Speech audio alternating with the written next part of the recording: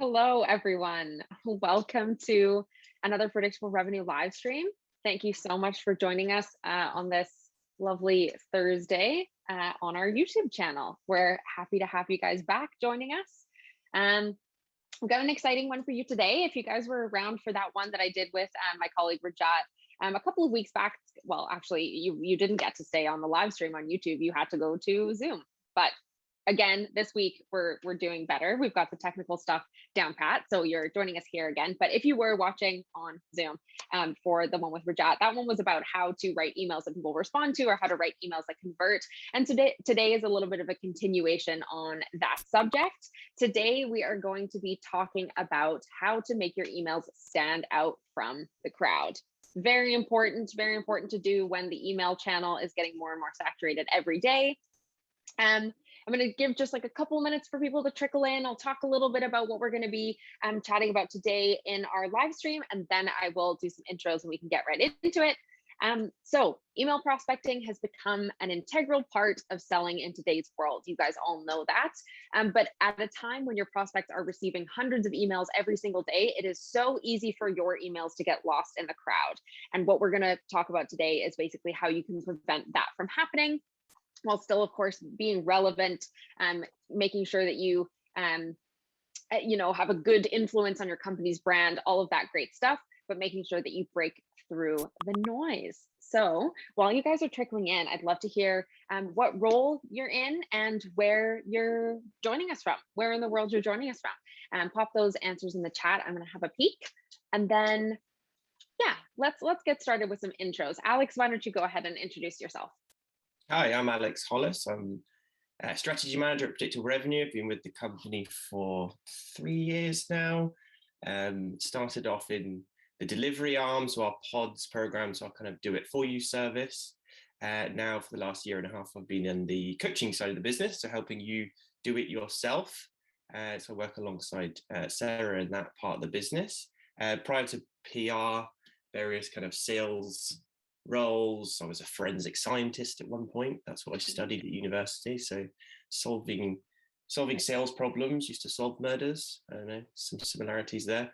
But yeah, bunch of experience in helping companies build outbound programs. So excited to chat with you all today. Yeah, very cool. We're excited to have you on the live stream, Alex. And for those of you who don't know me, I am Sarah Hicks. You might have seen me around on some of the podcasts and live streams, webinars, that kind of thing. But similar to Alex, I've kind of jumped around various roles at Predictable Revenue, started off as an SDR, and then when pretty much around the time that Alex moved from the delivery arm to the coaching arm, I followed him to the delivery arm where he was no longer, and worked as an SDR manager in basically building those teams that were doing the prospecting on behalf of our clients. And then about a month ago now, I moved over to the coaching arm because I just couldn't get enough of Alex, followed him all over the place, and now we're here. And now, yeah, working on delivering that stuff for you guys so that you can build the best outbound function possible in-house. So today, Alex and I are going to share some expertise on how to make sure your sequences and your emails actually stand out. So Alex, give us a little bit of kind of a high level, in essence, what is going to make things stand out in someone's inbox? So essentially what you're trying to do is you're trying to zig when other people are zagging. So you're just trying to appear to be different from all of the rest. Even down to the level of like mistakes in your emails. So it doesn't need to be like grammatically horrible mistakes, but the one that I tend to use is like, for thanks, capital T, capital H, and then the rest lowercase. So it's making it appear not to be signed off and sent by marketing, like there is a human on the other end of this email, and it's not come out of a sequencer to 1,000 other people, which it probably has, but you're trying to make it appear that that's not the case. And as you say, because mailboxes are so saturated, and through COVID and prospecting is going more and more online, less in person, it's so important to even just appear different, to kind of short circuit the kind of reptilian brain of, I'm busy in my job, email comes in, I need to just get this out of the way because this is clearly marketing, you're trying to sell me something and it's not useful. I've got better things to do with my time. And just even, down to the subject line appearing different, just to get somebody to open. and ultimately engage in the content that you're trying to share with them, the messaging you're trying to get across. But if it doesn't look different and it's not cutting through the noise, they're not, you could have the best worded email in the world, but if they're not reading it, it's pointless. Yeah, absolutely. Cool. We're going to touch on all of the elements kind of that go into making sure you write these emails in sequences that do break through the noise. So we're going to touch on sequence design, subject lines, messaging. We'll talk a little bit about how to incorporate things like visuals, images, humor and personality, memes, all of that stuff at the end. But yeah, to start us off, Alex, what sort of sequence design do you see that is most effective at standing out from the crowd? Yeah. So everything that we're going to talk about today, just to sort of caveat it with A/B test. Like if you were to just go and apply anything here, it's not going to say it's going to work for everybody. Obviously, we know that you need to A/B test all these things. So historically, most sequences tend to be 20 plus business days, 27 business days. It's like a short, it's like a drip fed email every 3 to 6 days. You know, if you go online and type in sequences, you'll get a bunch of these, right? So to appear different, don't do that, do something different. So a couple of the ones that I tend to talk about quite a lot is like the rule of threes. So over 3 weeks, send 3 consecutive emails over 3 consecutive days. So on week 1, Monday, Tuesday, Wednesday, there's an email, maybe sprinkle some calls and LinkedIn steps in there. Week 2, maybe do Wednesday, Thursday, Friday, and then week 3, another 3 days in that week. Maybe don't do that Monday to Wednesday each week because it's a bit similar. So that would be like 15 business days, but it's quite short and intense. And the emails don't need to be like full content rich emails. Like you'd have on the first Monday, a content rich one, and then the next day is just a short bump, and then maybe a visual the third one. So you don't need to like put in too much content. And arguably it's more polite to message somebody more frequent and get it out the way, whether they're interested or not, than to pursue them for 30 days, every 3 or 6 days, popping up in the inbox and being that annoying person. Let's just kind of get it out in the open. And with that in mind as well, you could go even shorter. So you could do over 7 business days. You could do a triple. So email on 1, 2, and 3, leave a gap, and then another 3 days of emails as well. So in 7 days, you could get 6 emails out, sprinkle some calls and LinkedIn steps in there. And it's just going to appear different to what everybody else is doing. In terms of like the call, like the voicemail steps and the LinkedIns, I know this is not the topic of conversation for today, but I would always leverage those to point back at the emails that you've sent. So rather than trying to sell on a voicemail or trying to sell through LinkedIn, which is so many people trying to do that at the moment, just reference the email that I've just sent. So, hey, just sent you an email, thought I'd cover my bases on LinkedIn. So just keep pointing them back to that email sequence is how I would use that.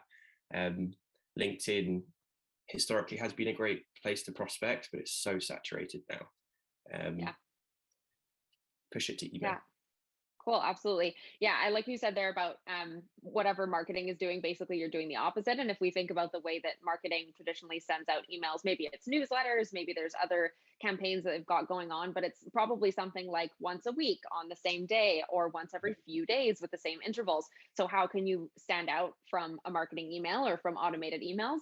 By just doing some sort of randomized order that is unlike what people have seen before. And yeah, those are a great couple of options, Alex. You've got your kind of longer ones, and then you're really, really shorten and kind of intense frequent sequences that are definitely a couple of good ways to break through the noise.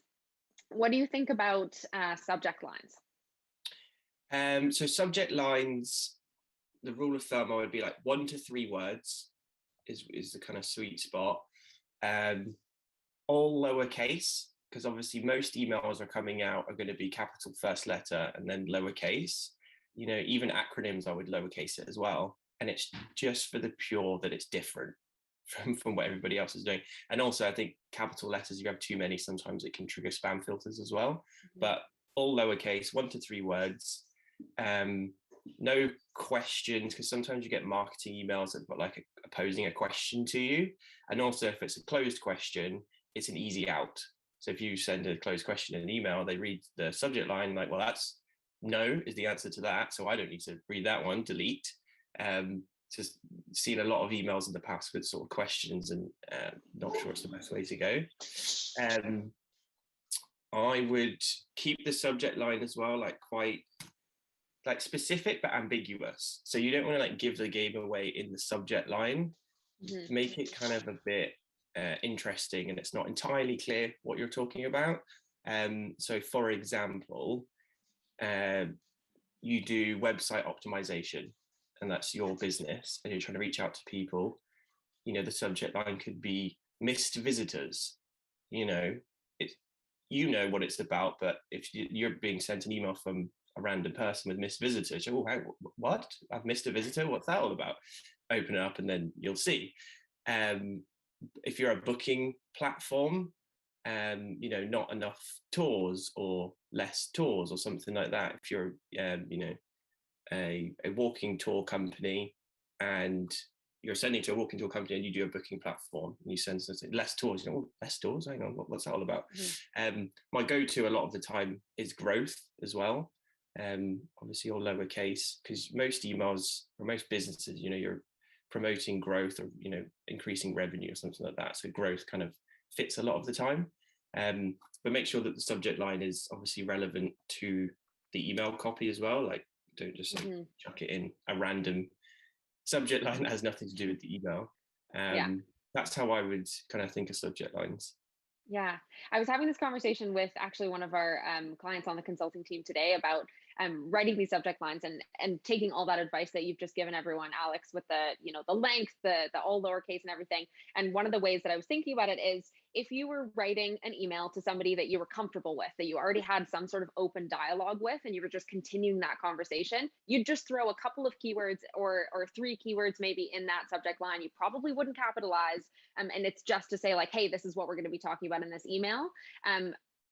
If you were a marketing team sending out to who knows what, you might capitalize, you might make it more formal, you might add the punctuation, that kind of thing.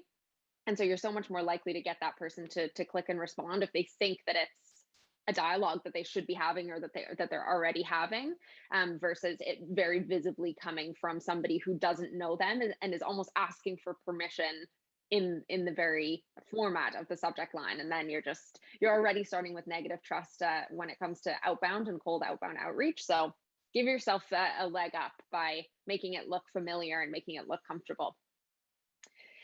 Okay, when it comes to messaging, I'm sure there are kind of a ton of elements that you think can be different in messaging. Walk us through all the ways that you might make an email stand out in terms of the copy.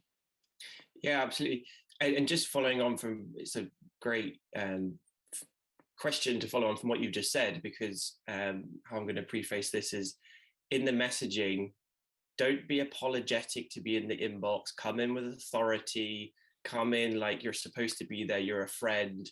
You've never spoken to that person, but creating messaging that's like you'd send to a friend in a text, short, kind of informal, more informal than marketing would do, certainly. Add your personality into it.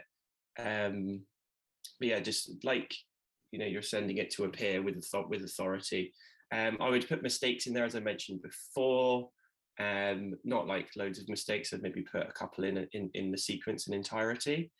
I tend to use just like dashes and looking to chat, RE, kind of shorthand way of writing, and that will get your word count down as well. My signature would be very brief as well, like no links in the signature, spam reasons. Always sign it off from yourself and don't let the automated signature sign it off for you. So I'd always like cheers Alex or thanks Alex, as well as having the signature at the bottom, which would just normally be the address, the company, and your title. Tend to start them off with like some sort of question, to like a poignant question alluding to pain that they might have, followed up by a benefit statement. And I won't go into the sort of nuances of messaging because I know you covered that in a previous episode. Keep, like, a lot of emails that come out will look kind of nicely spaced out and pretty. So there'll be like, big nice gaps, but it looks quite long. the opposite of that for me would be make it look a little bit ugly. Like, don't have as many paragraphs in there. Don't space it out as well. Even, you could even just send it in one block of text with your thanks, Alex, as well, which will, a bit more like a text message. It will just appear different. Yeah, those are some of the things that I would try out. It's not going to work for all industries, but I'd certainly try this type of messaging out because it can be really successful. Absolutely. And when you're writing it like a text, when you're kind of lumping it all together, you're writing a little bit less formal. It gives the illusion potentially that it's written ad hoc for that person. Like, you've seen something, it's made you think, oh, I've got to shoot them this email. Whereas when we write it nicely formatted, great grammar, great spelling, capital letters where they're supposed to be, it's clearly pre-written, and then very easy to sort of mass send. So anything that you can make look quick and short and ad hoc gives the illusion that it is that. So yeah, I think that's a really great point. And then the point that you mentioned on kind of this question, this poignant question regarding pain, I think that piece is still something that so many companies or so many prospectors miss, is this idea that before you've uncovered a pain, they don't care what you offer. So if you're going to say to them like, hey, we help companies do XYZ in this area, they're like, I don't care because I don't need help with that. Yeah, so what? Don't want to hear it. Yeah, and a lot of companies or a lot of people as well, the pain might not be obvious. It's like latent pain. It's, it's not top of mind. It's on a to-do list somewhere, or they might not even know that there's alternatives out there to this little niggling issue that they may or may not have. So, if that's the case and you're sending, all your products and features and all your case benefit statements and all like that, it's just going to fall on deaf ears because they don't know they have a problem. Yeah, exactly. So a great way to stand out from the crowd, because a lot of people are sending this type of feature-based or kind of product-based, you'd call it, messaging, is to be prospect-centric, pain-centric, ask them genuine open-ended questions, hoping to learn from them before you make any sort of ask, before you explain what you can do, before you talk about you at all. You make it all about them, and that's a great way for your initial email to stand out from the thousands, hundreds, however many these titles are potentially getting in their inbox each day from all the prospectors. So yeah, really focus on that pain, and make sure that that's what you're touching on in your emails rather than explaining about you, because yeah, people just don't care at this point in the email sequence. And if you do hit on the pain, if you do land on something that resonates with them, then in your follow-up emails, absolutely, you can introduce like, well, here's a potential solution to that. Would you be interested in having that conversation? But certainly not in your initial email. And yeah, again, you can refer back to the live stream with Rajat if you want to check out some more of the elements that should go in your follow-up as you kind of continue to build that narrative. But cool, great points on how to make messaging overall stand out from the crowd, not look like marketing outreach, not look automated. What do you think about the use of images, visuals, that kind of stuff in email outreach? So with images, you've got to be careful of spam, right? We had a circumstance this week with a client where you get hit for spam. The spam filters because you put messaging in or too many links. There's a bunch of stuff there. So that proceed with caution. And also, if you do use a visual, don't put it in the first email. Put it further into the sequence, because putting lots of links and images in your first email is a surefire way of getting into spam. One of the fun ones to play with is like a Venn diagram. And the Venn diagram doesn't need to be like marketing signed off. It can just be, I could open up a PowerPoint presentation and create one now. So you maybe have like the three circles of the Venn diagram conveying kind of how you're different to your competitors based on the features that you have. So, you could have yourself in the middle, features on the three sides, and then some competitors round about it to kind of display that you do all of the things that these guys do. So you don't need to buy three different bits of kit. You can buy us and we're going to do it all for you. Or you could just do it for your features as well and just have visuals in the little sections. So they're kind of fun to play with. Screenshots, like personalized screenshots, are quite good. So I spoke before on subject lines about, if you did website optimization. So the example could be, you could take a screen grab of their website, and put it alongside a best in class or one that's better, and then pose some questions around it. That could be fun as well, and that's super personalized. Obviously takes time. Video is not one I've worked with too much, but I know you have some experience in that space, Sarah.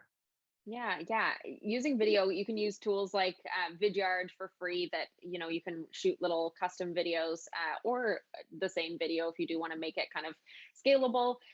But similarly to what Alex was saying, making sure that it's poignant and relevant. So with Vidyard, you can choose what thumbnail somebody sees. So you can always incorporate something that shows that it's custom in the thumbnail. So for instance, with Vidyard, you can do a kind of virtual background, and you can put, for instance, your prospect LinkedIn page as your virtual background. So they know when they see the thumbnail before they even click on the video, they know, okay, she's actually made this video for me. And of course, a customized video is always going to be more impactful than a scaled one.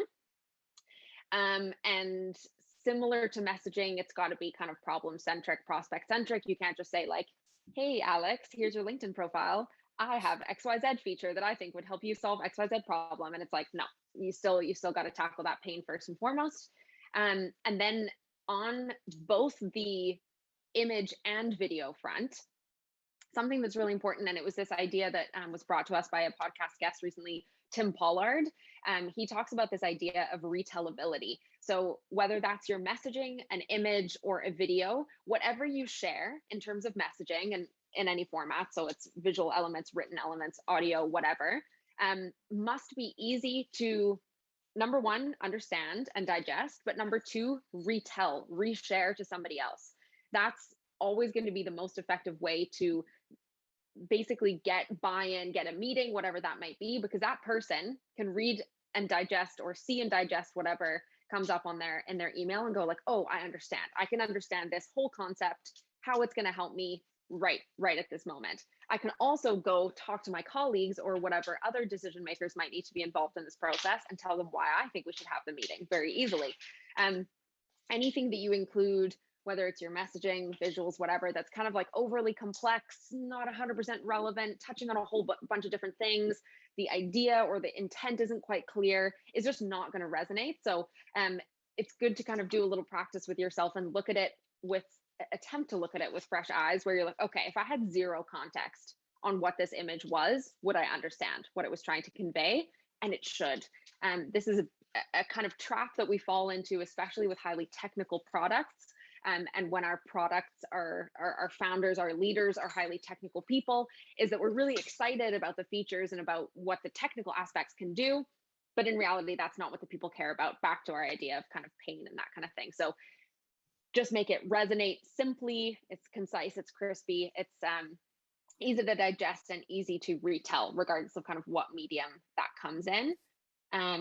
Yeah, so that's images and videos. And then you talked a little bit, Alex, at the very beginning about putting your own personality into your messaging. What do you think that looks like?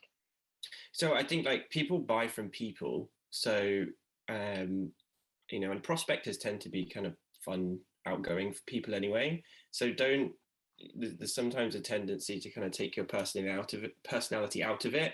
And that's where it, goes to marketing and it's all signed off and it's all kind of red stamped, it's tied up with a nice bow, and the personality kind of gets taken out of it. I think you should definitely put your personality into it. So I've written sequences before and have fun with it, but bit of humor in there as well. So I've done ones that have got like jokes in it in the sequence. Obviously it's a related joke to the prospect or the software or whatever that you're trying to sell. I once did a haiku as well. So I was targeting tax. It was like a tax software that we were trying to sell. And in one of the emails, like further down the sequence, like, don't get me wrong, this wasn't like the first thing I said in the sequence, because that would be a bit strange. It was like, hey, did you know that Forbes do an annual tax haiku contest? I didn't either. Here was the winner from last year. And then just put it in the email, haha, whilst I've got your attention, blah, blah, blah, blah, and it's nice. Just, that's kind of fun. It's playful, it's different. I'm just used to get responses just to that email, the haiku. Some deals closed, some didn't, but a response is a response. Half the battle is trying to get that first response and get into a dialogue. So that's could be a good way to do it. Yeah, I've seen before like memes being used and emojis and stuff, but again, proceed with caution from a spam filter perspective. Using those kind of Mhm. things, maybe on other forms of social rather than email, it might be more appropriate, but something to think about as well. Yeah, that's a good point. One of the kind of best places I've found for really just throwing caution to the wind and putting in whatever piece of personality you can think of is on the breakup email. Because, of course, the breakup email is the last email of the sequence. It's kind of your opportunity to just try whatever and see what sticks.